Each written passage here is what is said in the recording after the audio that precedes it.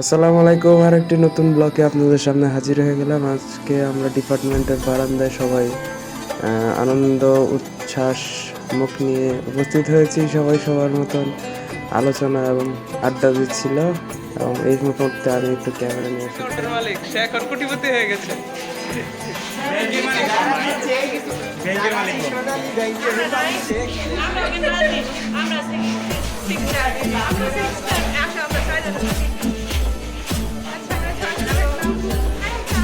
ওকে, লাস্টের ব্লগে কিন্তু থাকতে হবে সবাই রে, করে দিলাম।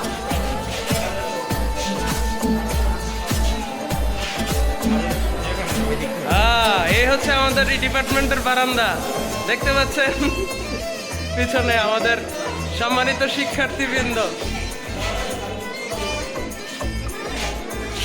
এই যে এখানে আমার বন্ধু, নায়ক বন্ধু আসলাম। শেষমেশ বাড়ি ফেরার পথে এসে বৃষ্টির কবলে পড়লাম আমি।